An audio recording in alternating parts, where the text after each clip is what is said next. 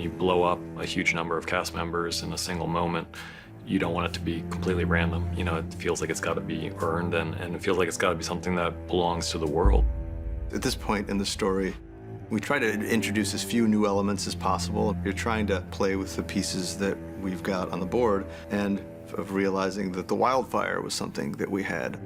Going back to earlier seasons and going back to the books, we've known for quite some time that the Mad King had planted caches of wildfire throughout the city. And when Jamie is telling Brienne the story of the last moments of the Mad King, he tells her that the wildfire was planted below major boulevards, and he actually says below the Sept of Baelor. I just couldn't have seen all of that. You know, I knew there was revenge to be had, obviously, from last year, but I'm still like, this is crazy. I got a phone call from Dan and David, and they said, hey, dude. And that was enough. I knew right then and there.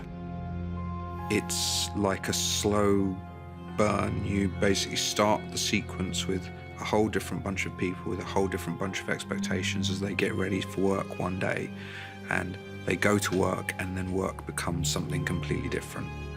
Each one of the images was very carefully designed to flow into the next image that followed it. It was such a powerful way into this scenario, one that really shies away from giving away what's going to happen.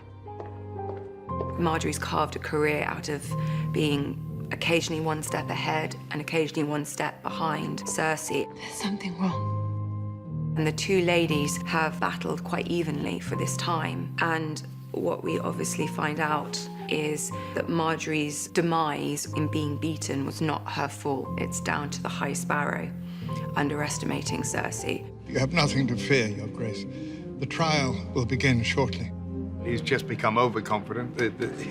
What he's doing is in the forefront of his mind, and he doesn't really suspect that anyone's going to undermine him. The ultimate dramatic moment in that sequence is when Marjorie turns to the High Sparrow. You end on a big close-up of Jonathan Pryce's face, who is so expressive and can say so many things with so little, and you can see just the second before the whole place blows up that he goes, oh shit. We have yet another awesome scene in the Sept filled with extras in a very grandiose, ceremonial situation, and for once I'm not getting married. Let me through. Let me through. We filled the set with 287 extras and a light source and these big kind of things, air movers they're called, that kind of do these gusts of air. And we would do a timing, we would go in 3, 2, 1, go!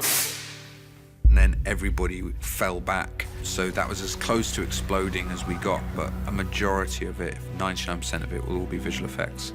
We get storyboards from the director, and then we go into previs, and we work out cameras and animations. Then we have a good animatic version of that final shot, so we know first how to shoot it, and B, what it's going to look like.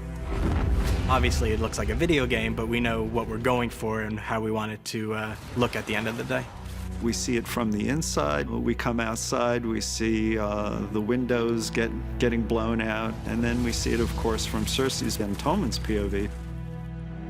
It needed many iterations in previs to get the beats of it right, so that Dan and David felt like it was emotional enough, it was big, but also it didn't get so big that we lost our main characters in it. We don't have an exterior Sept. It's always been a combination of found locations and CGI. So we knew that the exterior of blowing up the set would be something that would have to be completely generated by visual effects. We knew, however, we would want some elements. Action! It's lit underneath. We made lighting trays underneath that had a UV LED strip system. And in the puddle itself, there's a high fluorescent pigment. When you're lighting from underneath, it's glowing already. Then with light from above as well, and you've got the additional, and that's what gives it that real high fluorescence.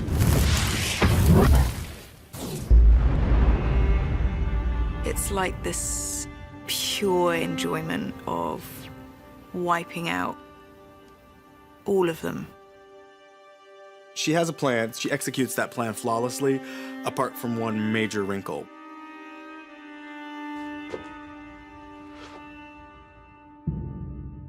The very person that she wanted to protect most in the world is lost as a direct result of her actions. Show me.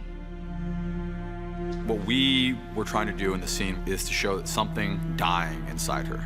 The prophecy has come true. She's seen all of her children die. The thing that kept her going for so long is gone.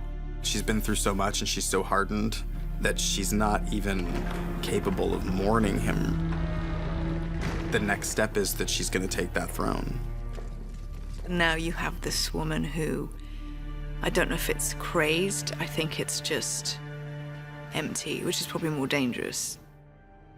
She finally gets her heart's desire, the Iron Throne. At the same time, she's lost almost everything that she cared about to get it.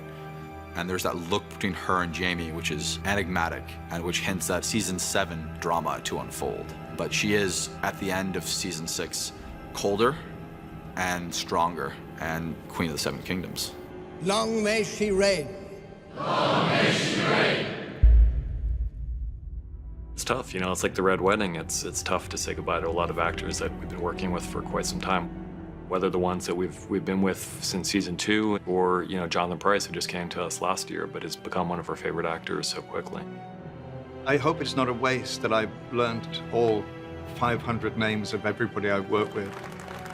It is a great, great production to be involved in. I won't be able to say thank you to all of you, but I've had a wonderful, wonderful time. Thank you. Thanks. It's been very personal, which the best ones are, I think. So I'll miss Lancel. I'll miss him a lot.